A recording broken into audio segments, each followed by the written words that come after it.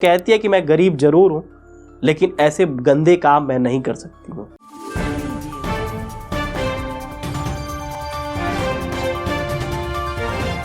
उत्तराखंड के दूर दराज गांव की एक बेटी, जिसके सपने बहुत ऊंचे, परिवार की स्थिति भी बहुत अच्छी नहीं, लेकिन फिर भी परिवार वाले उसका साथ देते हैं।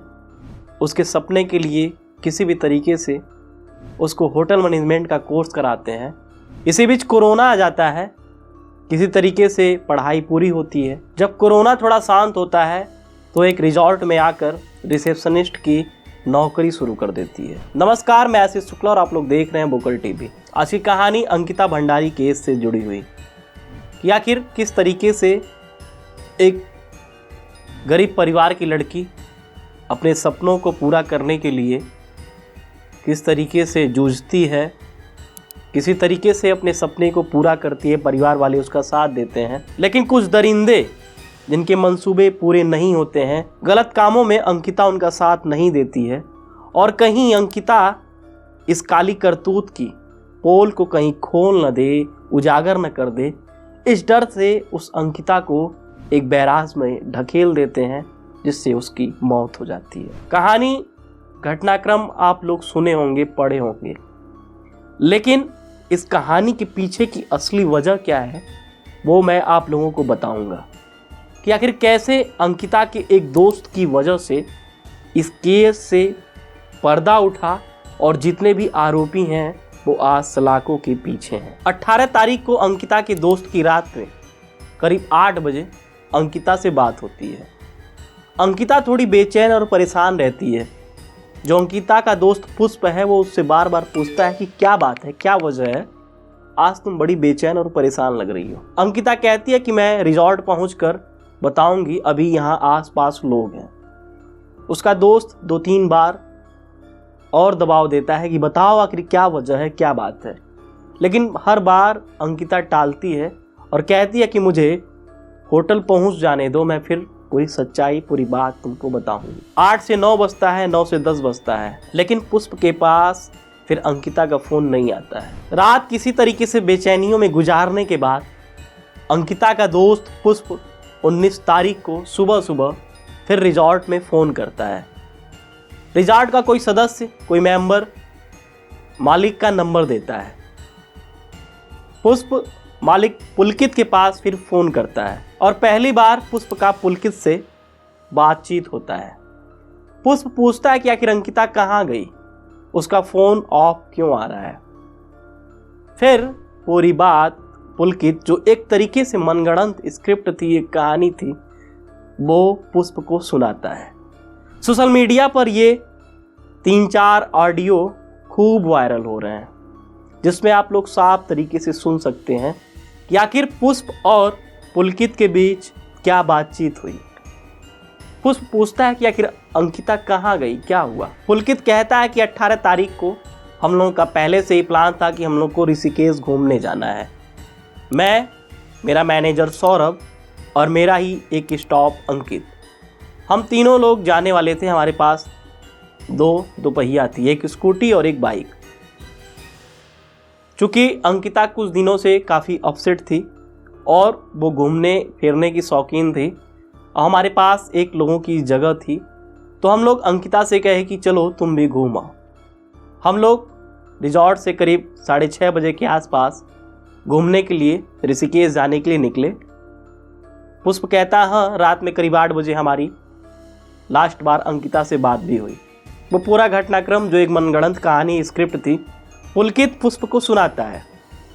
फिर जब फिर पूछता है कि पुष्प फिर क्या हुआ, कब आप लोग आए, तो इस पर पुलकित कहता है कि रात में करीब 9 बजे हम लोग वापस आ गए। पुष्प फिर आगे पूछता है कि रिजॉर्ट में आने के बाद क्या हुआ।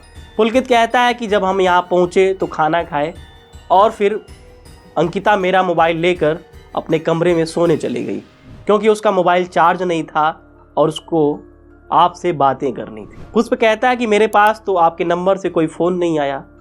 आखिर जब अंकिता का मोबाइल ऑफ था और अंकिता रिजॉर्ट पहुंच चुकी थी तो वो मोबाइल चार्ज करके भी मुझसे बात कर सकती थी। और फिर पुष्प पुलकित से पूछता है कि रात भर के लिए आप मोबाइल कैसे दे दिए। पुलकित कहता है कि इसमें कौन सी बड़ी बात है, रात में मुझे सोना ही था, मोबाइल का मुझे कोई काम नहीं था, तो मैं अपना फ़ोन अंकिता को दे दिया। पुष्प कहता है कि मैं तो अपना फ़ोन किसी को ना दूं, हाँ 2-4 मिनट के लिए दे दूं, लेकिन रात भर के लिए किसी को अपना पर्सनल फ़ोन देना आज के समय में ये पॉसिबल नहीं है। आप आखिर कैसे दे दिए? और फिर पुष्प कहता है कि किसी भी तरीके से आप लोग अंकिता को खोजिए, ये आपकी रिस्पॉन्सिबिलिटी है कि आखिर अंकिता कहाँ गई। पुलकित कहता है कि आप परेशान मत होइए, हम अंकिता को खोज रहे हैं। पुष्प बेचैन तो था ही। थोड़ी देर बाद वो फ़ोन फिर अंकिता के मैनेजर सौरभ को करता है। जैसे जैसे जिस स्क्रिप्ट को, जिस कहानी को पुलकित ने बताया था, सेम उसी तरीके से सौरभ भी बताता है कि इतने बजे गए, इतने बजे आए, बॉस का मोबाइल लेकर अंकिता अपने कमरे में सोने चली गई। मतलब जिस तरीके से पुलकित पूरे घटनाक्रम को बताया था, वैसे ही सौरभ भी पुष्प को बताता है, क्योंकि यह तो एक मनगढ़ंत कहानी थी, इन तीनों ने मिलकर गढ़ी थी कि आखिर किस तरीके से अंकिता के मौत के राज को छुपाना है, जिससे हमारी काली सच्चाई दुनिया के सामने न आ सके। शाम के करीब 3-4 बजे पुष्प फिर बेचैन उठता है और वो फिर इस बार फ़ोन करता है अंकिता के एक सहकर्मी के पास, जो उसके साथ रिजॉर्ट में काम करता था, जिसका नाम अंकित था। अंकित भी सेम चीज़ें बताता है। पुष्प पूछता है कि आखिर अंकिता ने खाना खाया था। अंकित कहता है कि मुझे नहीं पता। इसी बात पर पुष्प को शक होता है कि कहीं ना कहीं अंकिता गायब हुई है, इसमें इन लोगों का बहुत बड़ा हाथ है, क्योंकि होटल का मालिक पुलकित बताया था कि सुबह मैं जब अंकित को उसके कमरे में भेजा अपना मोबाइल लेने के लिए, तब अंकिता कमरे से गायब थी। यही बात पुष्प पकड़ता है। जब अंकित से पूछता है कि उसने खाना खाया था या नहीं, तो अंकित कहता है कि मुझे नहीं पता। और अमूमन जब आप खाना रख कर जाते हैं किसी के कमरे में, अगर आप आकर देखते हैं तो पता चल जाता है कि अगला व्यक्ति खाना खाया है या नहीं खाया है। पुष्प पूरी बात अंकिता के घर वालों को बताता है। और इधर फिर जब फ़ोन करके पुलकित से पुष्प अंकिता के बारे में पूछता है, तो पुलकित कहता है कि आप परेशान मत होइए, आपसे अधिक जिम्मेदार हम लोग हैं। मैं जानता हूं कि मेरी जिम्मेदारियां क्या है, मुझे आप मत बताइए, और मैं अभी थाने में हूं, आपसे आधे घंटे बाद बात करूंगा। 3-4 रिकॉर्डिंग वायरल हुई हैं जिसको आप सुन सकते हैं। पुष्प बुद्धिमानी किया था, उन सभी के कॉल को रिकॉर्ड कर लिया था, क्योंकि जो भी बातें हो रही थी वो बिल्कुल संदेहास्पद लग रही थी। और पुष्प को पहले से ही शक था कि कहीं अंकिता के साथ कुछ गलत ना हो जाए। एक व्हाट्सएप चैट भी वायरल हुआ है जिसमें अंकिता कहती है कि मुझे यहाँ पर कुछ भी अच्छा नहीं लग रहा है, मेरे लिए कोई दूसरी नौकरी देखो, मैं यहाँ पे नहीं रहना चाहती हूँ, इन लोगों का इरादा सही नहीं है। जब ये पूरी बातें पुष्प फ़ोन करके अंकिता के घर वालों को बताता है, तो अंकिता की फैमिली अब रिजॉर्ट पर आती है। यहाँ आकर मालिक से पूछते हैं कि आखिर अंकिता कहाँ गई। जब कुछ जवाब नहीं मिलता है, बस यही मिलता है कि अंकिता गायब हो गई है, हम उसकी खोज कर रहे हैं, थाने में मुकदमा भी दर्ज कर दिया गया है गुमशुदगी का, और पुलिस भी उसको तलाश कर रही है। अब यहाँ अंकिता के पिता सीधे पहुँचते हैं डीएम ऑफिस। डीएम को ज्ञापन देते हैं, बताते हैं कि मेरी बेटी, जिसकी उम्र 19 साल, और जो भी जानकारी है उसको वहाँ पे देते हैं। फिर डीएम तत्काल आदेश जारी करते हैं कि ये जो केस है अब इसको पुलिस को सौंपा जाए। जब डीएम का आदेश आता है तो तत्काल पुलिस हरकत में आती है और 23 तारीख को इन 3 आरोपियों को गिरफ्तार करती है। सबसे पहले जो उनका मालिक पुलकित, फिर मैनेजर सौरभ और अंकिता के साथ काम करने वाले उसके एक सहकर्मी को, जिसका नाम अंकित। इन तीनों को गिरफ्तार कर पुलिस अपने साथ स्टेशन लेकर आती है। जब पुलिस इन तीनों को गिरफ्तार कर थाने लेकर जाती है और सख्ती से पूछताछ करती है, तो ये तीनों आरोपी टूट जाते हैं और पूरी सच्चाई बताते हैं। अगले दिन 25 तारीख को अंकिता की नहर से लाश भी बरामद हो जाती है।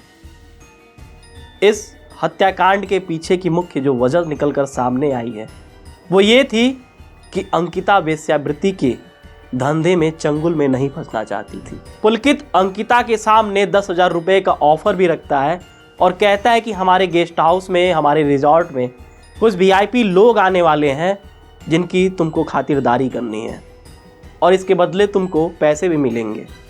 अंकिता साफ मना कर देती है और कहती है कि मैं गरीब जरूर हूँ, लेकिन ऐसे गंदे काम मैं नहीं कर सकती हूँ।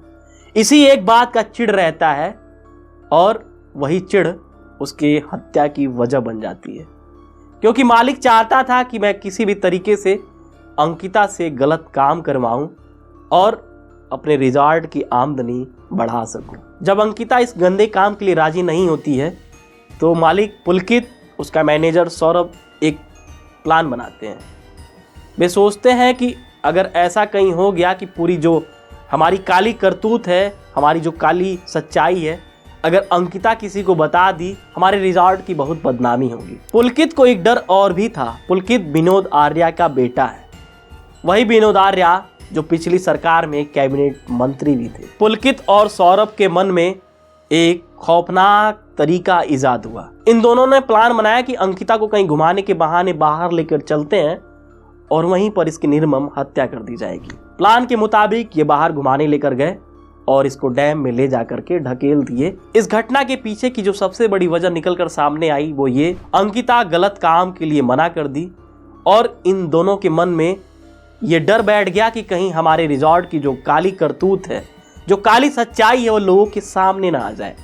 और साथ ही साथ इस पुलकित के पिता, जिनका नाम विनोद आर्य है, उन लोगों की जो इज्जत है वो कहीं उछल ना जाए, उस पर दाग न लग जाए। आज की क्राइम स्टोरी में आप लोगों ने सुना अंकिता भंडारी केस से जुड़ी हुई उन तमाम पहेलियों को जो अभी तक अनसुलझी थी। फिर मिलेंगे हम एक नई कहानी के साथ, एक नए शीर्षक के साथ। तब तक के लिए इजाजत दीजिए। धन्यवाद। जय हिंद, जय भारत।